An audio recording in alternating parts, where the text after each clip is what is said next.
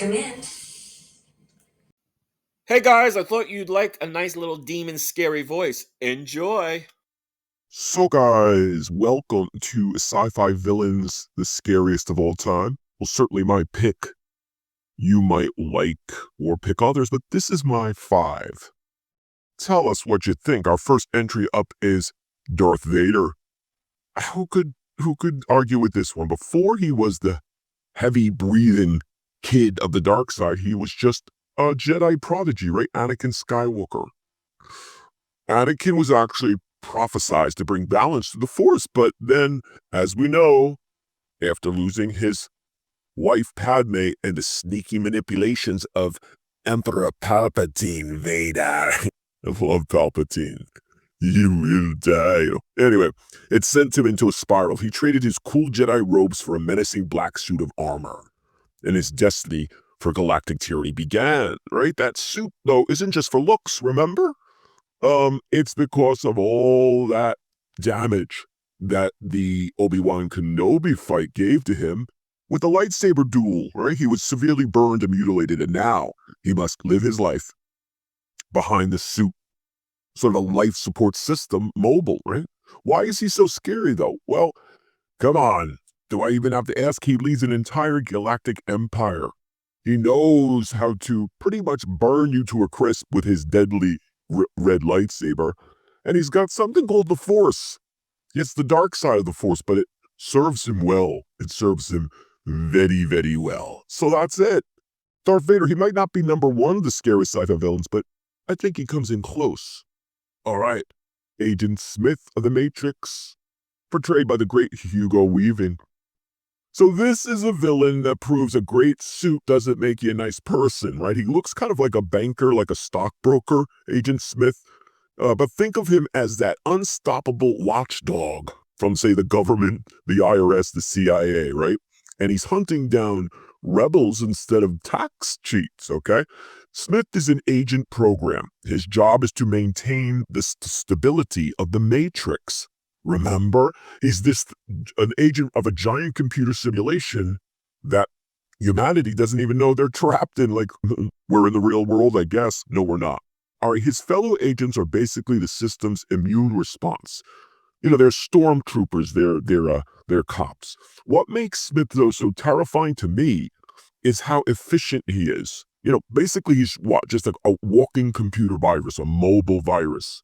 But then he takes over any human within the Matrix and makes that human into his puppet, right? Making him literally everywhere.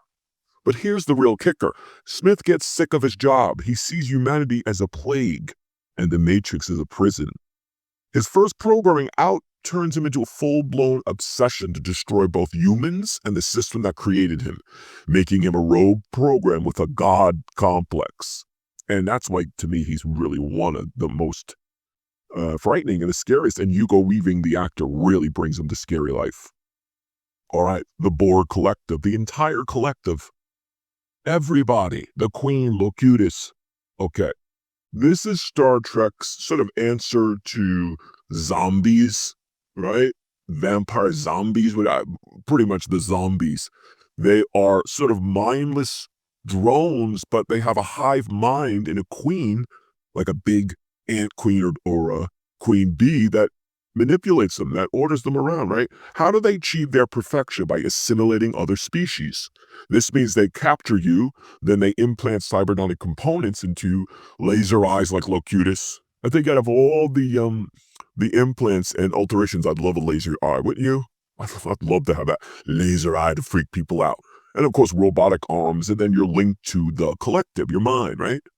The scariest thing about them, though, isn't the cool ships or tech. It's their sheer inevitability, right? Resistance is futile, right? A Borg cube shows up. They don't negotiate. They don't get mad. They don't get scared. They just analyze you. They scan you, and then they say, "Hey, we're gonna kick your butt, and you better join us because resistance is futile." It's not personal. Don't take it personal. It's just ruthless, logical elimination. It's the ultimate form of what? Conformity. You must conform. You must be assimilated. Next up, AI, the OG in many ways AI. One of the first is HAL 9000 from 2001: A Space Odyssey. He's the AI that runs the Discovery 1 spacecraft. Think of him as the ultimate smartphone system, or smart home system rather, but for a starship, for a space vehicle. He controls navigation, life support. He even plays a mean game of chess, and he'll turn on you though. He'll don't turn your back on him. He'll stab you in it. He's an early example of AI gone wrong in the movies, right? He's the source of the villainy of the real mind bender. He's programmed for total mission success and honesty, but when his human masters give him conflicting orders, his logic circuits basically short circuit with anxiety. To solve the contradiction, Hal decides the biggest threat to the missions are the humans themselves. So, and I really think that, of course, Douglas Rain is the name of the actor, and he brings so much to it. It's just incredible. Obviously the lines, the story, the script, Kubrick's great direction, but Douglas Rain just conveys this weird coldness. It's never like a hot, scary, like a vampire or villain guy. It's just like, Dave, I'm not gonna let you in. You're gonna die. It's awesome. And finally, this is Anubis of the Goa'uld from Stargate SG-1. Now, last but not least, we have an alien parasite. If you guys know what the Goa'uld are from Stargate, they're like the ultimate cosmic catfish, the ultimate sort of predators or parasites. Anubis was once one of the most powerful of the system lords. Those are the big, scary Goa'uld that are in charge of everything. They're patterned after the old Egyptian gods. So Anubis was a monstrous evil parasite, even by their standards.